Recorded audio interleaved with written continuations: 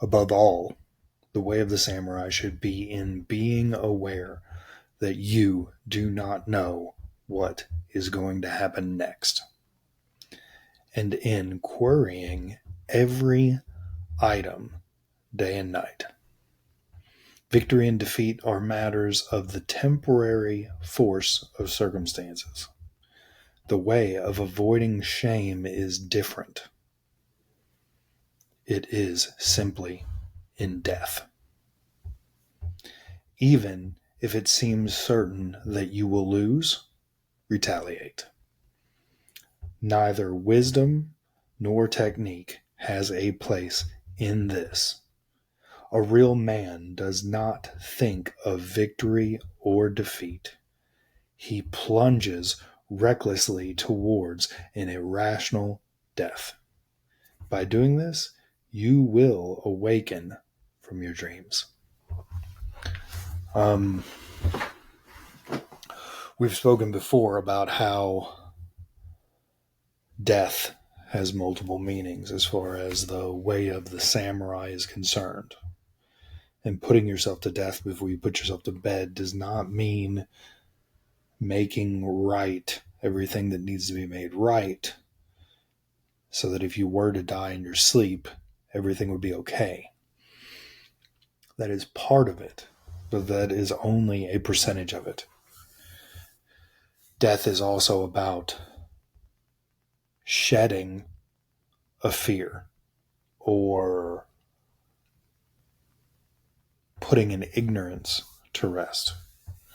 When we learn something new, when we develop a new skill or a new technique, we've put to bed, we've put to death that part of ourselves that couldn't do the thing, that couldn't paint the painting, that couldn't sculpt.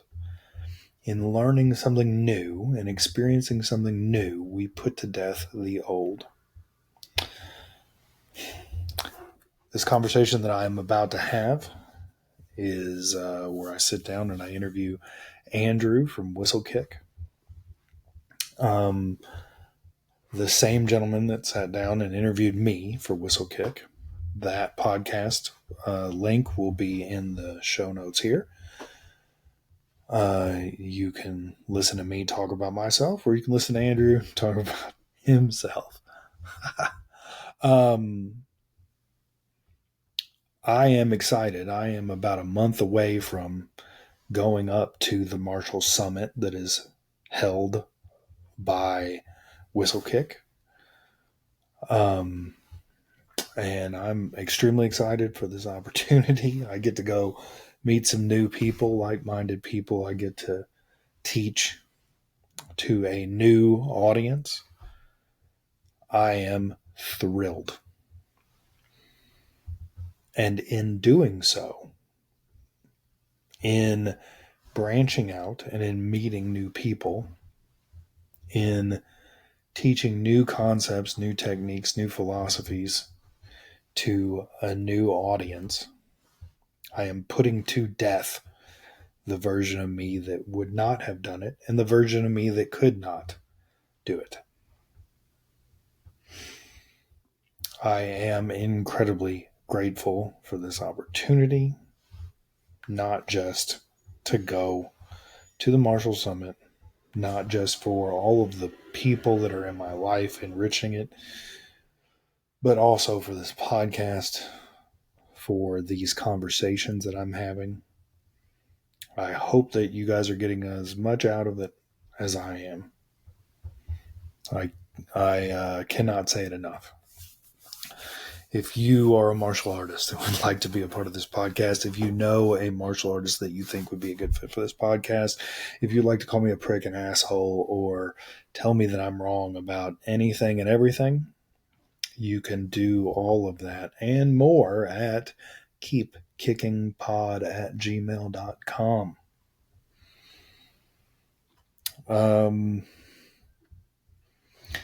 There's an app in the works. There's some merch that's going to be for sale soon. There's a lot of things that are cooking. There are 2 martial arts books that I am currently working on because I felt the need to do it. I hope you enjoyed this conversation with Andrew. If you are listening, the event information will also be in the show notes, and I hope to see you there.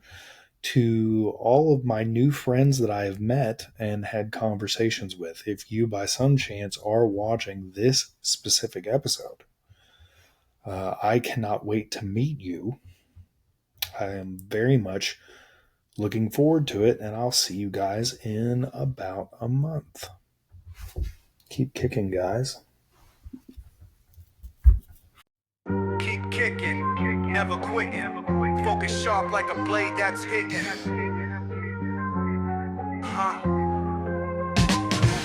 From white belt dreams to the master flow, Paul Coffey's got the mic, now the stories grow. Technique entails discipline and fire. Each guest brings truth to inspire. Keep kicking, step into your power. Keep kicking, moment to the hour. Every strike, every fall, every rise, it's a journey through a warrior's eyes. Old school, new school, all styles blend. From the mat to the mic, where the arts ascend. Philosophy deep, but the vibe stays tight. Martial minds meeting in the podcast light. Keep kicking, step into your power. Keep kicking, moment to the hour. Every strike, every fall, every rise, it's a journey through a warrior's eyes. Keep kicking. Keep kicking. Paul Coffey leads and the journey begins.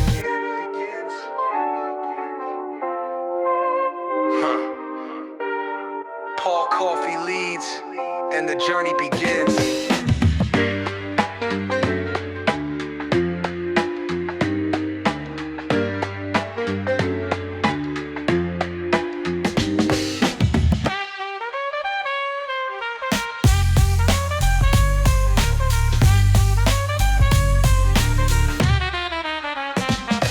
Technique entails discipline and fire. Each guest brings truth to inspire.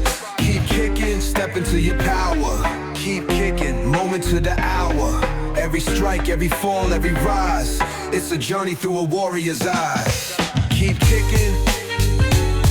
Keep kicking. Paul Coffey leads and the journey begins.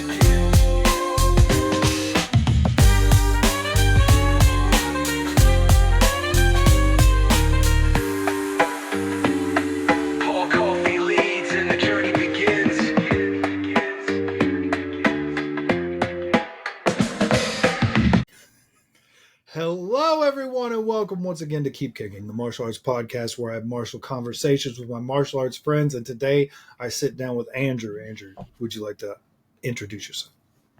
Hi, my name is Andrew. I mean, what more do you want? I mean, my name's Andrew. You know, that you said introduce myself. Okay. That's me. Sure. All right.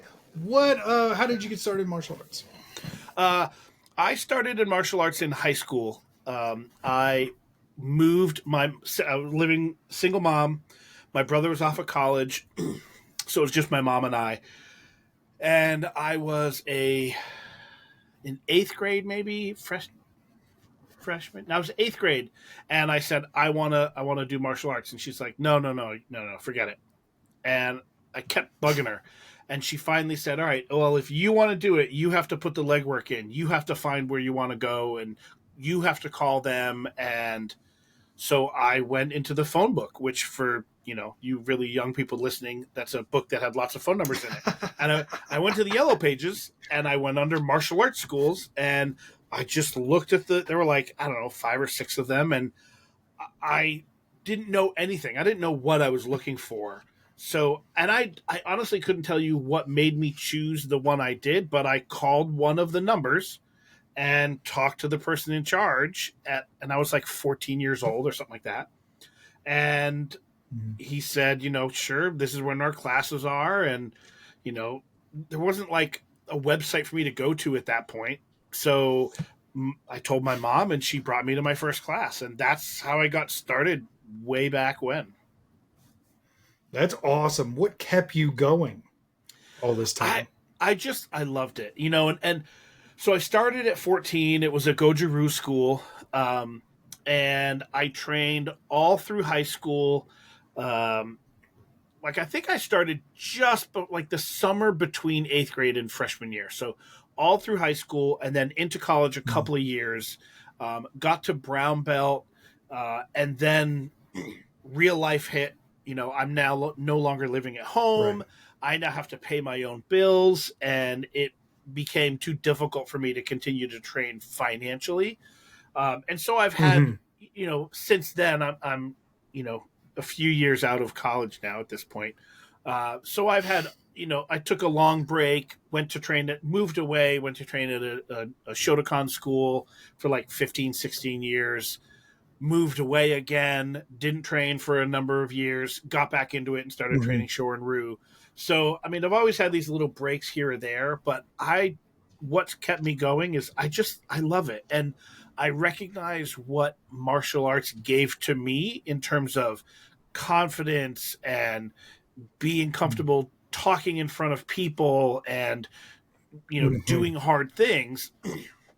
And so I appreciate that and want to do all I can to give back to the next generation. And so passing on what I've learned. And so I'd say that's probably what kept Right. me going. Yeah. It's the debt that you owe to the art is what kept you going. Yeah. Um. So so tell me what got you teaching and when you started teaching. So I've been teaching my entire life, not martial arts. But as I Okay. have been teaching music, gosh, probably since my mid 20s. Yeah, yeah, Okay. that's probably about right. So working with kids predominantly, though not all kids. I've had adult students as well, but I teach drumming for a living, and I have worked with a lot of kids, and so I've picked up a lot of different ways to teach. I didn't start really teaching martial Sure. arts until probably 15 years ago. Let me think about this here. 2025. Yeah, probably 10. Yeah, about 10 years ago, probably. Okay. What brought you into teaching martial arts? Uh, I was training at a school, and I had a third degree black belt in Shotokan. Moved away, took a few years off, started training in a Shorin-ryu school, and the instructor let me keep wearing my black belt. I went in and offered to, like, I'm happy to wear a white belt. Mm. I don't care. And he said, no, no, no, no. Like, you earned your black belt. You are a black belt. You're not a black belt in this school, but you are a black belt. So he said, wear Hmm. a black belt. Everyone in the school will treat you like a black belt, and you will learn our stuff quickly. Um, and it was a very, very small school. Um, in Hmm. fact, at the time when I started training with him, I was the only other black belt. Everyone else was underbelts. And even though I was not a black belt of his, I very quickly learned some of the beginner stuff and was able to pass it along, teach. And so he would start having me do some teaching and just splitting the class. Like he would take some of the advanced students, green and brown belts over Hmm. there, and I would take the white belts and work with them on the basics, and he was comfortable with that. And it just got to happen more and more often until it was a fairly regular thing. That's awesome. That really is awesome. Tell me how music has informed your martial sensibilities. So the easiest way, and I don't know that it's music so much as a teaching thing, but I got it from music, which is I learned very quickly as a music teacher that there is more than one way to do something. Not Hmm. okay, let me take that back. Not more than one way to do something, more than one way to teach something. If I want person A Hmm. to learn how to do this, I'm going to try this. This method works with almost everybody. And I try it. And if they don't get it, I learned very quickly that I have to come up with another way to do that, to Mm-hmm. teach that thing. And so I picked that Mm-hmm. up, and in terms of music, brought that for me into my teaching martial arts, that there is multiple ways to teach someone how to do a certain move or a step. And so that has helped a lot. The other thing I think is it helps me in my forms because I understand rhythm, I think, a little bit better than non-musicians. And Sure. I don't want my form to be boom, boom, boom, boom. I do this move and I do that move and I do that move, and it's, I think, well performed forms have a cadence Mm-hmm. and a balance to them, and it's about the, in music terms we often talk about the white space, especially in drumming because I teach drums, Mm-hmm. and it's that white space that's on the page. The black space are the notes. That's what you play. But the white space Mm-hmm. is there. It's what you don't play. And I think a well performed form has a good understanding of that white space, of when you don't move and when you choose to dynamically do something with precision and speed and power, and when you're going to slow down just a little bit to savor the moment. I think that's probably where music, it came in the most for me. That's really interesting, and I wonder how that plays.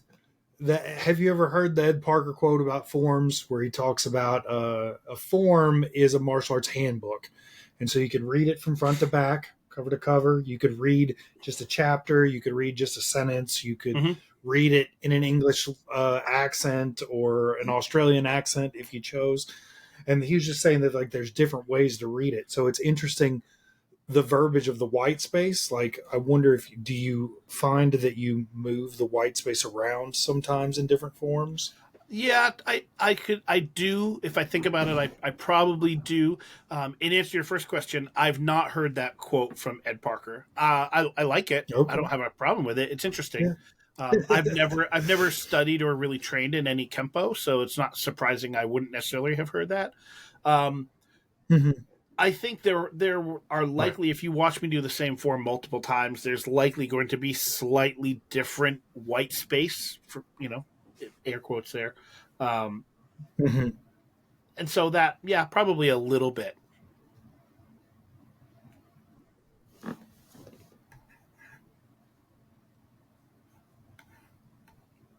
Sure. Sure.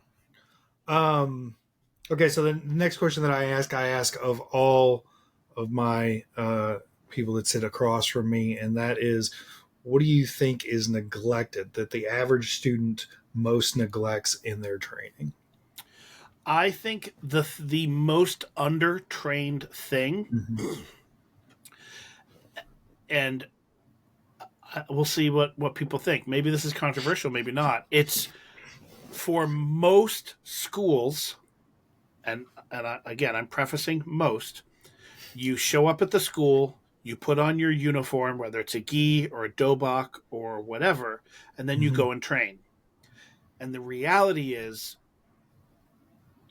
if you were to get assaulted or confronted and have to defend yourself, you are 99.9% of the time not going to be wearing a uniform.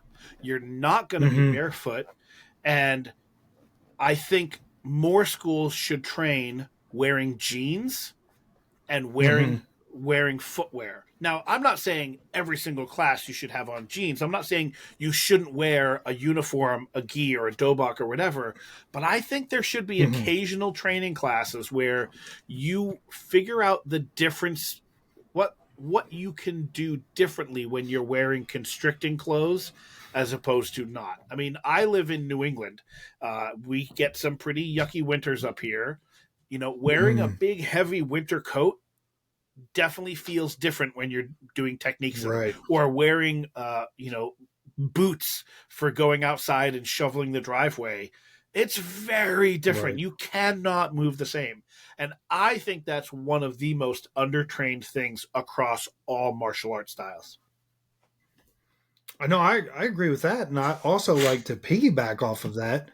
A lot of people aren't trained for fighting in the snow or on the ice or in the cold or, so Yep. there's that too. That's pretty good. What is one piece of advice that you would give to anybody that is thinking about starting martial arts but hasn't started yet?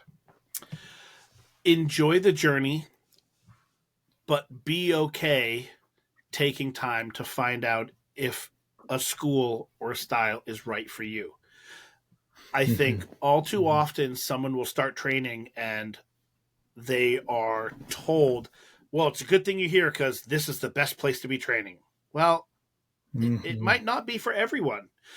And it might Right. be. I mean, you could be the only school in the town. Well, then that is the best place to be training in town, for sure. Right? But Right. Right. what one school does across town might not work for what you're looking to get out of it, you know? So that would be what I would say. Like, enjoy the journey. There's a lot to be learned. There is no end goal, right? There's no like end point. Just you're gonna keep doing it, and it's a lifelong pursuit, which you can't say of most hobbies. Most hobbies you can't do from 7 years old to 77 years old. And I think traditional martial arts is one of the things that you can. So enjoy it. Absolutely. So when we sat down and talked, we talked about the way that I teach self-defense or whatever. And what I've been doing in having people on is I'm asking these questions as a discussion on self-defense. And so Sure. the first thing is, how do you teach non-violent people to be violent or to, defend themselves? So I would say I don't teach nonviolent people to be violent. The goal is not for them to be violent. I think if you are looking to bring violence upon someone, that shouldn't, in my opinion, I'm only speaking for myself, that shouldn't be the goal. Now, I am also not a fan of the words self-defense. I hate them. I think if you have to defend yourself, I think there are likely steps you could have taken to not be in that position to have to defend yourself. I am not the person to have first coined this phrase, so I'm not taking any credit for it, but I like the term self-protection. I'm protecting myself, which sometimes also means I'm protecting others around me if I'm with my family. But I think to me, self-protection is very different from self-defense. I shouldn't already be having to defend myself, right? So you're more akin to the idea of you can win 100% of every bar fight by not going to the bars. Absolutely. In fact, here's a question that I often ask people. If I'm looking to learn how to defend myself and not get into fights, and I've got two instructors that could teach me that. One of them has been in 150 bar fights and has won every single one of them. And the other one has been able to walk away from 150 fights having never thrown a punch. That's the guy I want to train with. If someone has been in 150 fights, they're doing something wrong. Now, that's not to say that you might occasionally be in an altercation and have to defend yourself and use your the techniques you've learned in school. But if you consistently are having to defend yourself and have 150 fights under your belt, to me, that's a problem. That's a problem. You should absolutely, because here's the reality. And here's the other thing. Nobody wins a fight. Nobody wins in a fight. Right. You just hope to come out best.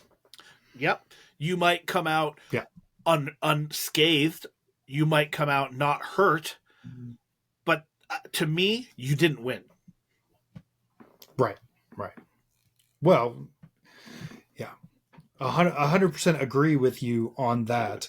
Do you think what does a self defense seminar or a self preservation? I've not been calling it self defense any longer. I've been calling it self preservation. Mm-hmm. Um, and obviously, I didn't coin the phrase self preservation. Mm-hmm. I've just gravitated toward that because of working with people that are already in a traumatic or a victimized space. It seems that that is wording that they gravitate towards and they can understand better. And it's almost like I'm just teaching them to put a bubble on instead of teaching them to hurt people.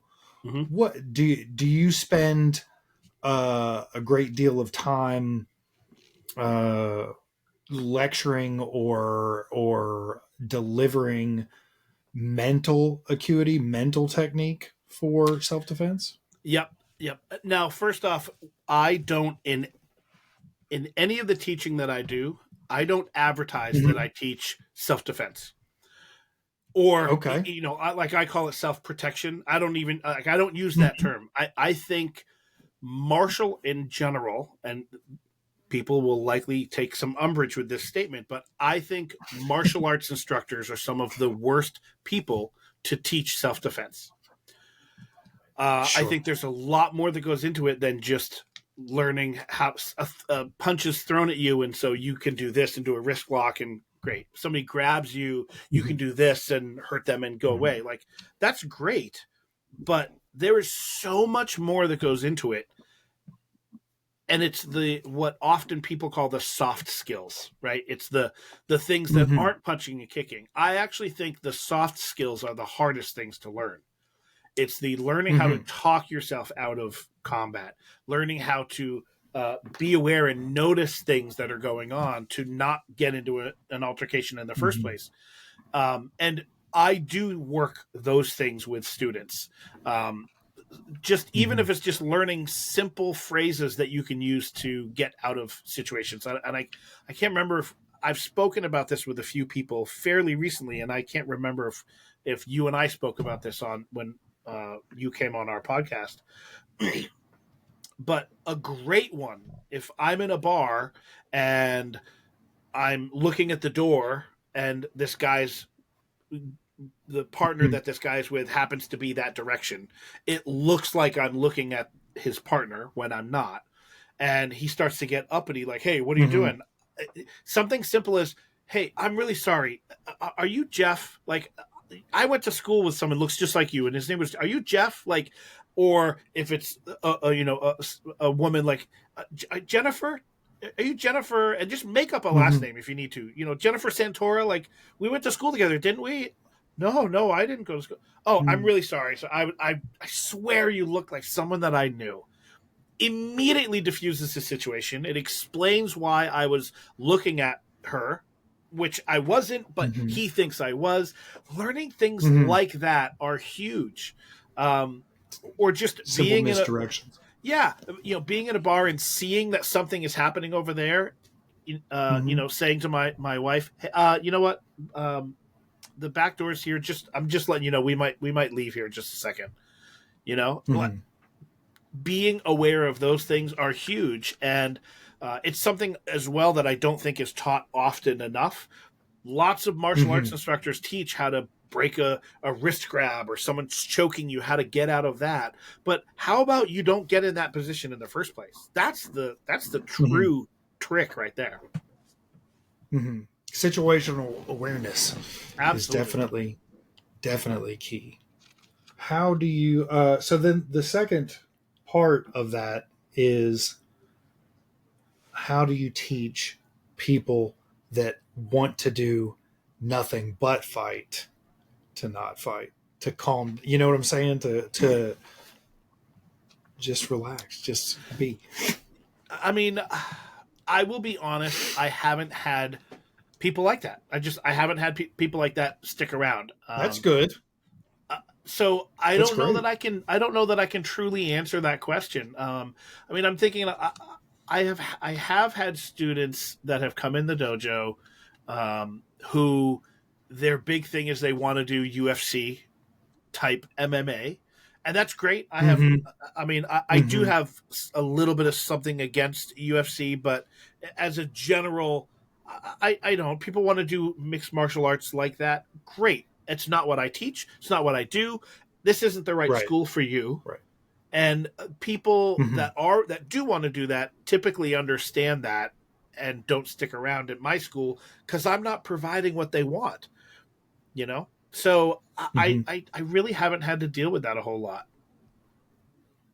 I guess you probably don't have to deal with it as much teaching traditionally, Yeah, right?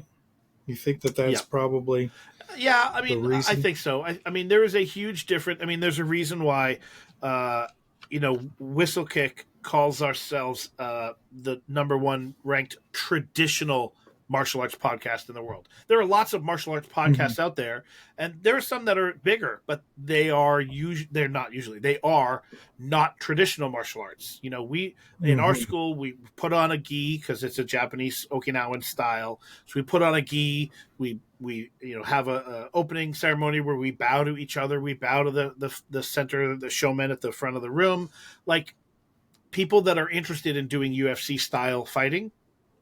That's not what they're looking Mm-hmm. for. Which again, totally fine. It's just Right. not what I Right. do. Right. So that's a good segue into one of the topics I wanted to ask you about, which is Whistlekick. You want to tell the people about Sure. all of the wild and crazy things you got? how much time we got Let here?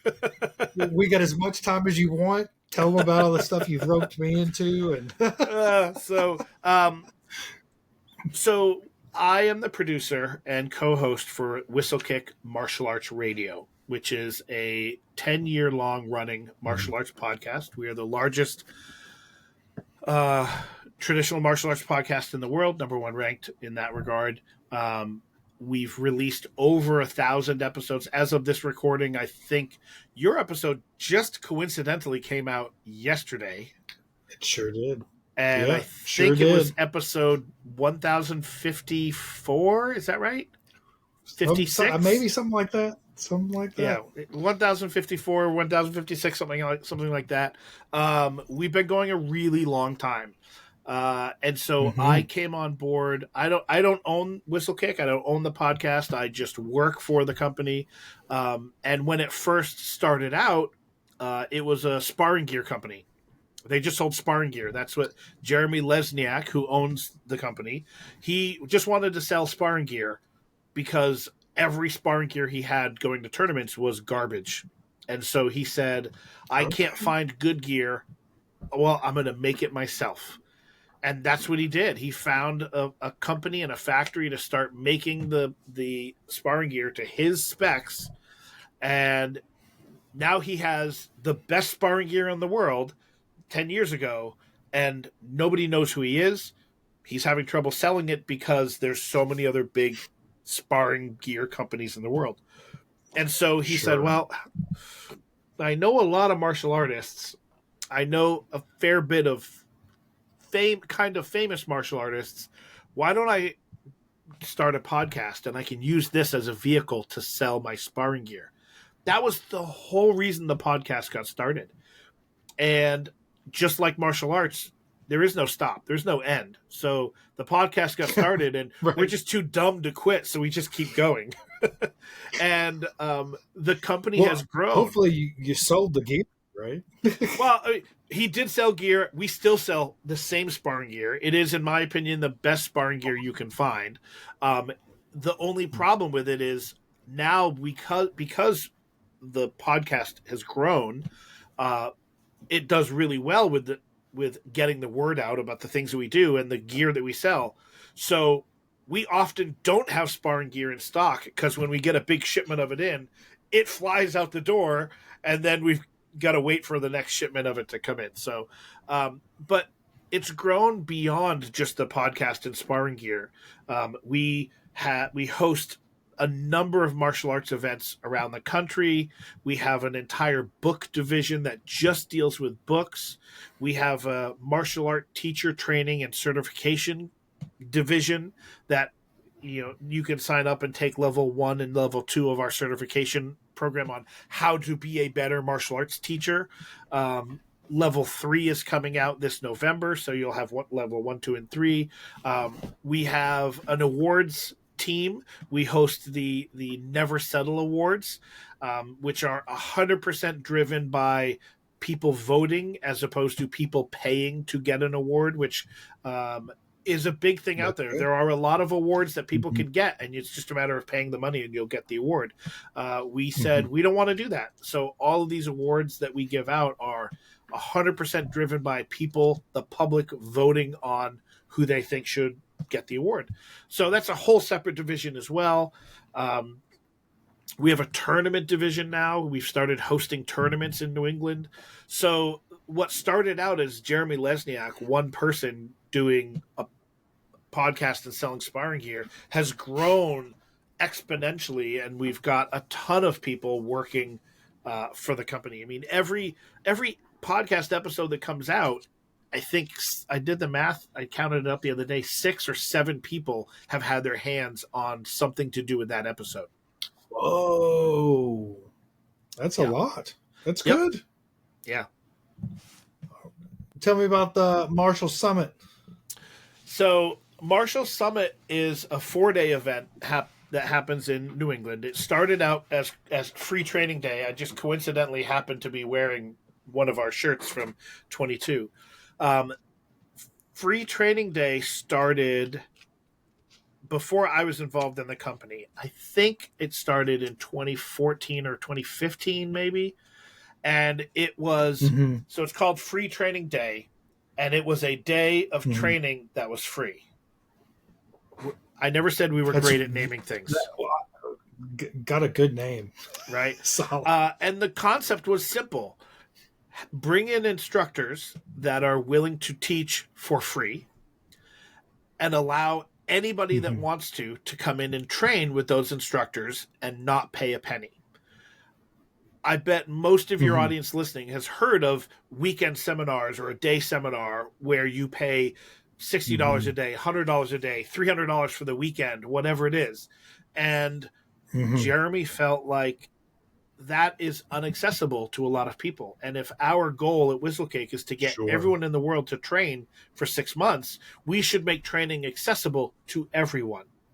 So he started up this free training day and just asked his friends to come and would you be willing to come and teach for free? And what started out as a small 1-day event in Vermont grew to what it is now in New Hampshire. It's moved from Vermont to New Hampshire, to Keene, New Hampshire, which is a larger city than where it was being held in Vermont. And it's no longer 1 day. It's now starts on Thursday and ends on Sunday. So we've got a 4-day event.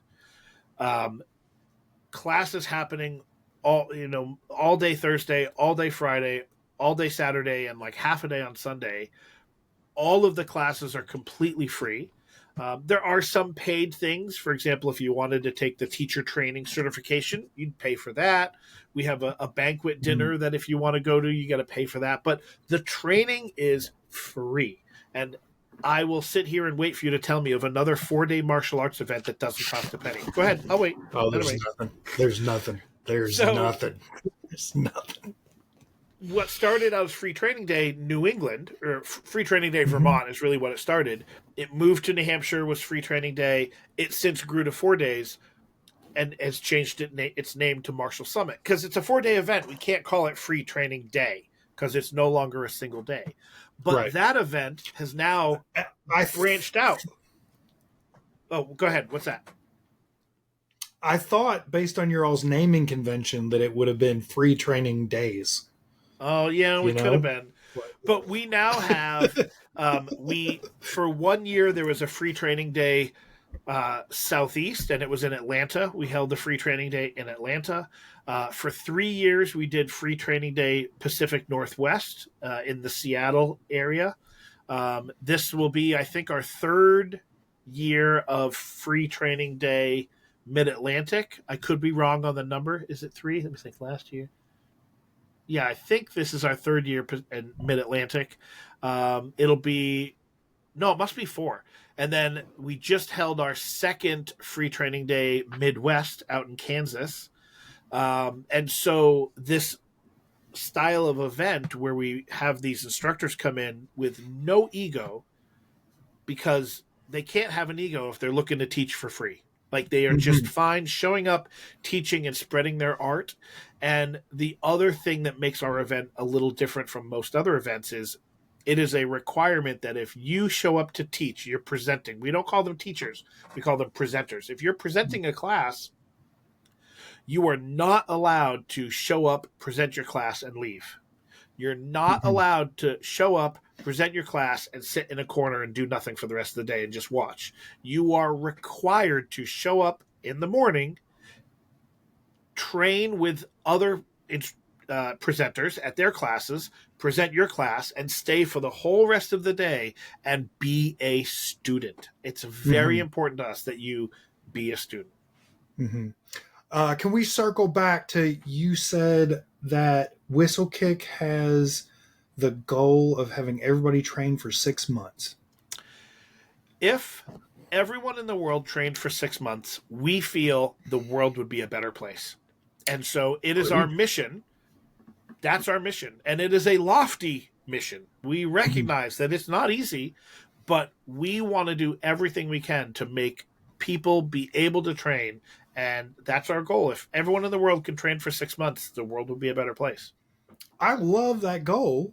And I also, like, my mind immediately says, if everyone in the world could train for 6 months, how many of them would get bit by the bug and continue to train longer? Entirely possible. Yep. Like, if you could have everybody get 6 months, imagine the amount of people that would stick around. Yep. And, think of it this way. No other hobby, and I'm going to put hobby in air quotes, because for a lot of us, this isn't a hobby, it's a lifestyle, right? Sure.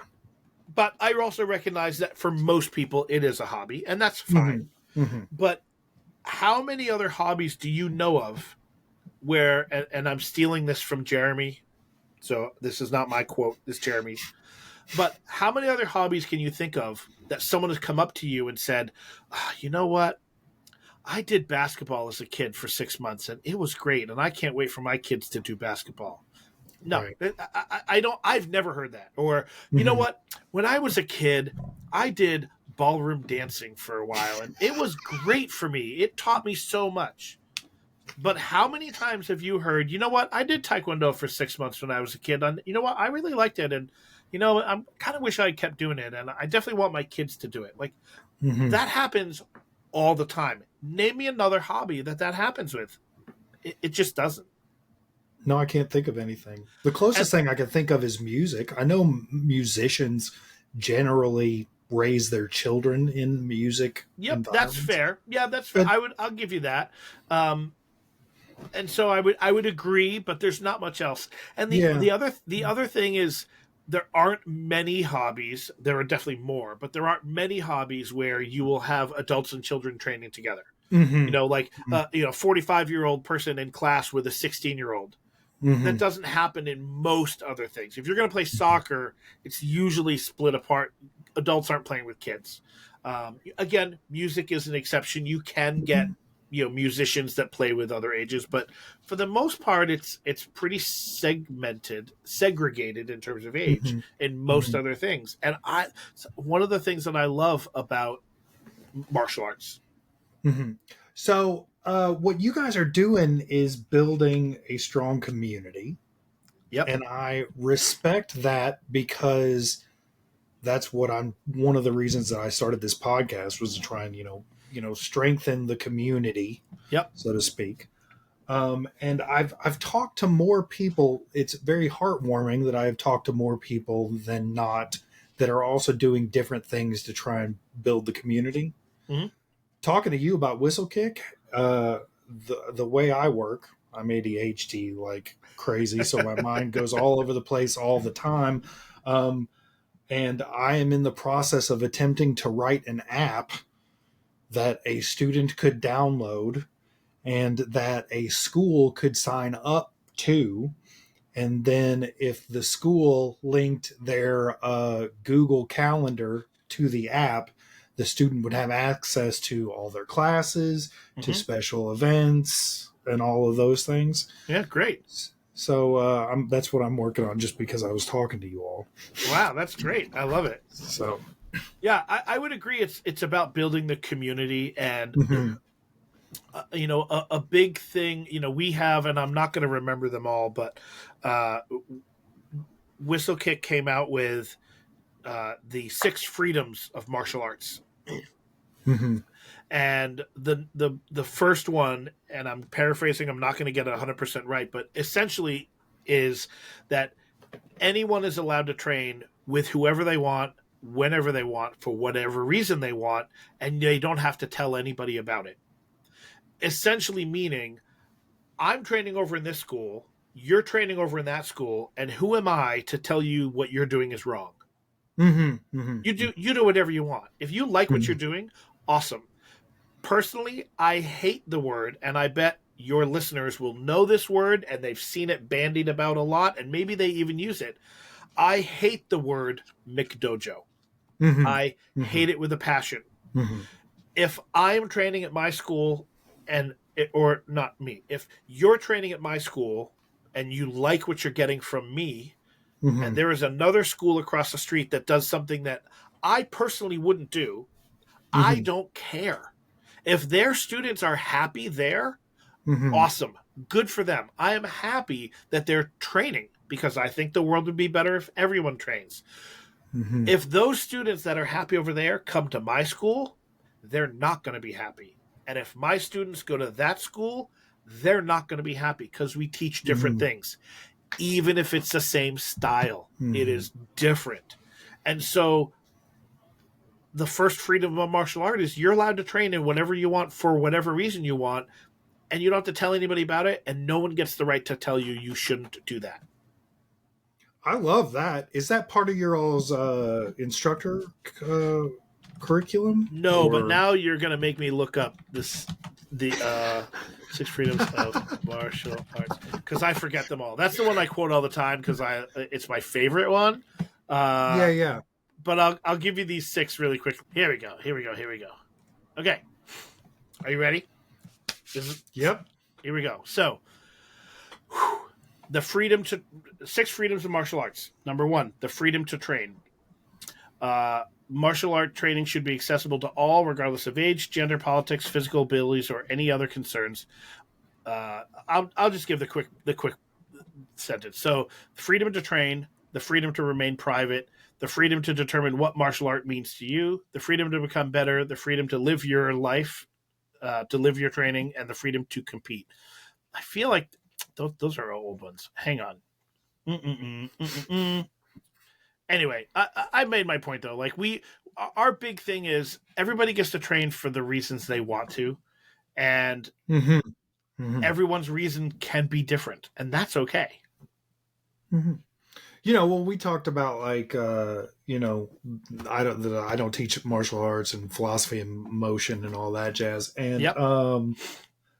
we just like there are some people that are doing it for physical exercise. There are some people that are doing it for self defense. There's some people that are doing it because they're what me and my friends call the curators. They're just the guys that are there learning the tech, or girls. They're learning the techniques for sake of knowing the technique and keeping it. And they sort of are the posterity gatekeepers of the arts. Mm-hmm, mm-hmm. And all of those are valid reasons, and all of those are welcome. Like I can't think of any reason that is not welcome. So I like where is that on your all's website? Yeah. Here's the 6 freedoms of martial arts as they Yeah. stand now. Every martial artist Yeah. has 1, the freedom to train what they want, how they want, when they want, where they want, with and from whom they want, and why they want. Number 2, Mhm. the freedom to remain private about who, what, where, when, why, and how they train, as well as their rank, school, instructor, lineage, and training history. Number 3, the freedom to determine what martial arts is to them and to embody that for themselves. Number 4, the freedom to become better as martial artists and as people. Number 5, the freedom to take your martial arts training back into your life in the way that you feel is best, including self-defense and protection of others. And number 6, the freedom to compete in a mutually agreed upon fashion. I love those. I think 3 is my favorite. Yeah. And also, it's also interesting because when one of the verbiages that I use most when I'm teaching is that I tell my students to give themselves permission. That's almost along the same lines. Give yourself permission to defend yourself.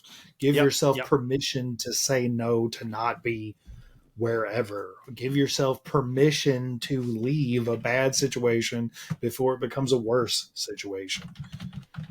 Yep. And I think the sixth one is one that people don't realize how important it is.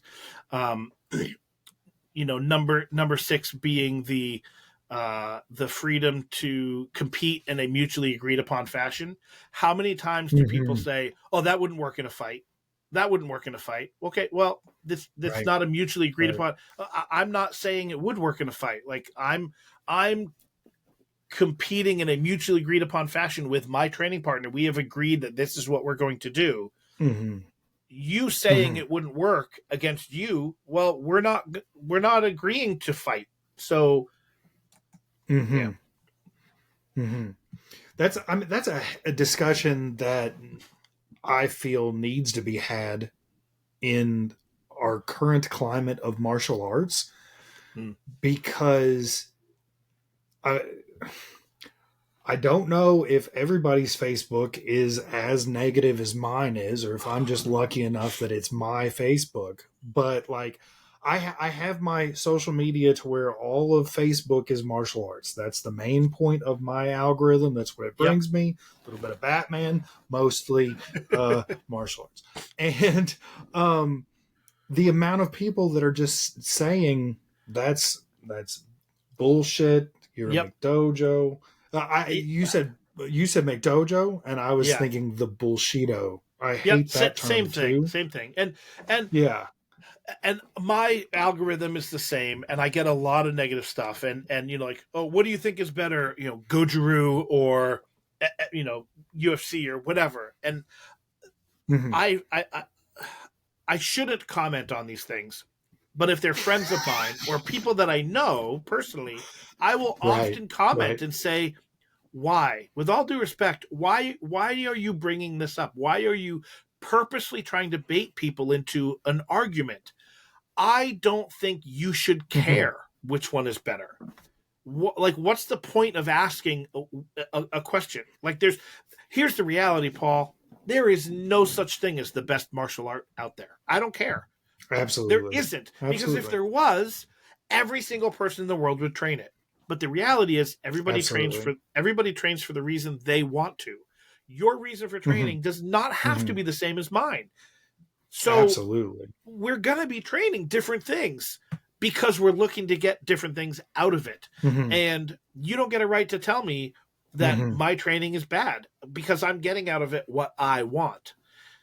And so I hate that, like, that all that negative stuff. Just who cares what that school across the street is doing?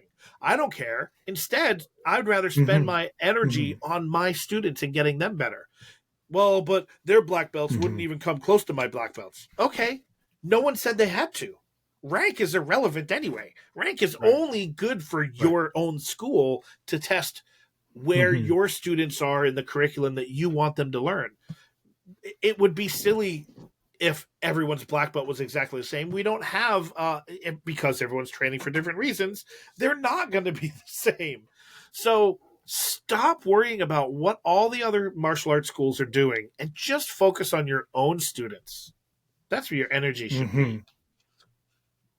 Well, yeah, I also think that it's an injustice to the fact that we are all different shapes, we're all different sizes, we're all different athletic ability. We're all different mental, emotional acuity, different spiritualities. And there's no way that all of those different categories make the same style work for everybody.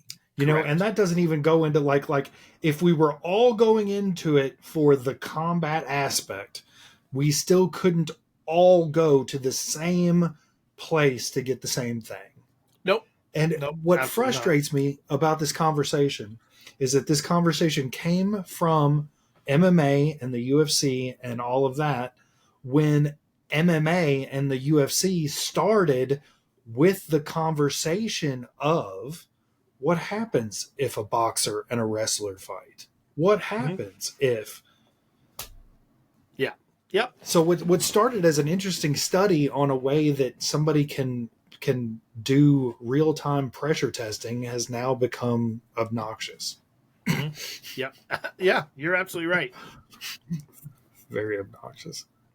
Okay. So what is one thing, and I think I know your answer actually, but what is one thing that you would like to give to all martial arts students, practitioners? This can be a technique, it can be a concept, it can be a thought. Uh,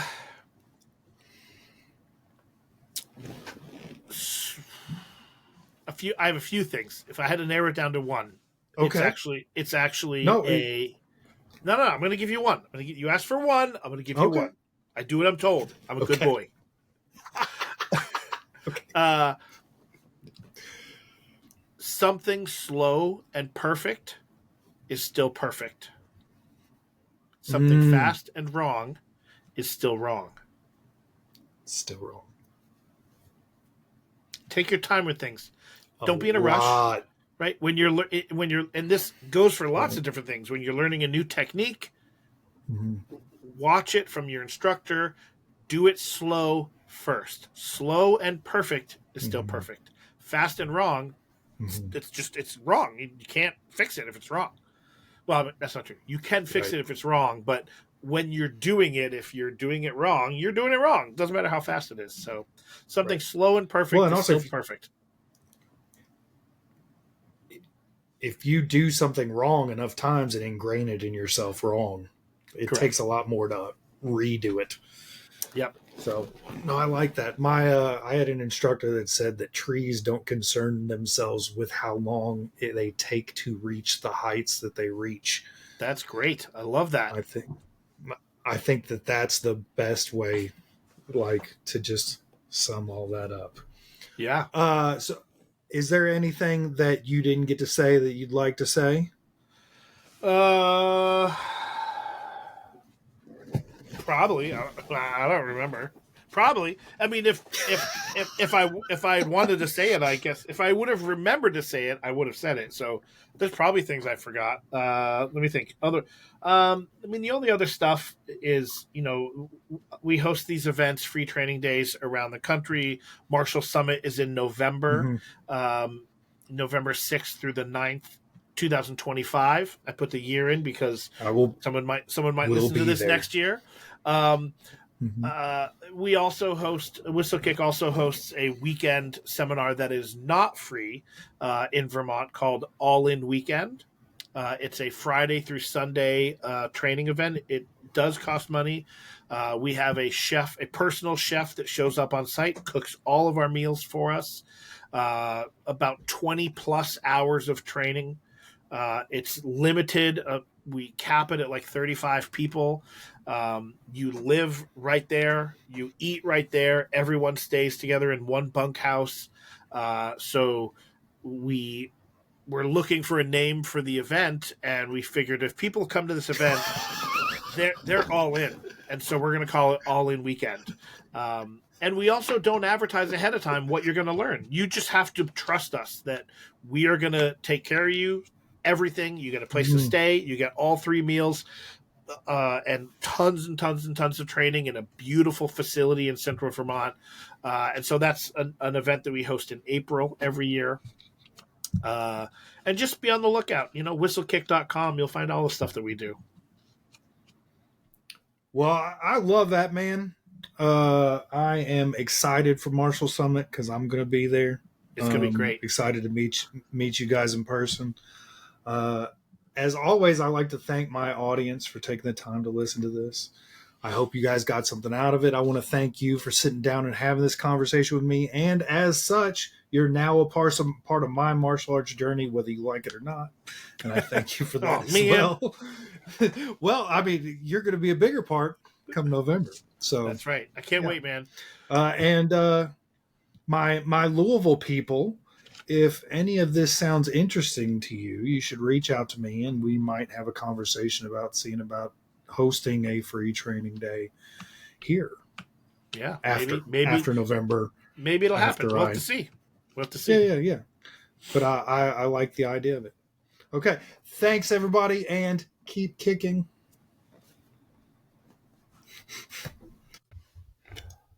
Well, that was a great one. I enjoyed it. I hope you enjoyed it. I hope to see you all next time. Hope to see you guys at Whistlekick. I am also putting a charge out. If there is anything that you would like to see in this podcast, like to see differently, please either email me, comment, send me a Facebook message. I'm pretty easy to get a hold of. I am open and receptive to criticism or just ideas. And also ideas from me. If you would like to see some technical breakdowns, I would be willing to potentially do some videos on those. I'm getting my garage together to be a dojo because Master Moore, he inspired me with his backyard dojo. So I want my own. So we're going to be doing that. There will be the potential for videos there. I don't want to do a video where I teach you all how to do a thrust punch. I don't have any interest in doing videos teaching people how to do something, but doing videos where I break down a thrust punch and we together as students discuss ins and outs of it, I would be interested in that. So if you guys are interested in technical breakdown, technical analysis, and just understand that anything that I say is not end all be all. I mean, a thrust punch is a very simple thing, and I could talk about a thrust punch for an hour, so if I talked for 10 minutes about a China lock or a throw, I guarantee you can't touch a tenth of the breakdown of the technique itself. So, but it would be an ongoing thing if it's something you all are interested in. And yeah, let me know. Holla at you, boy. Keep kicking.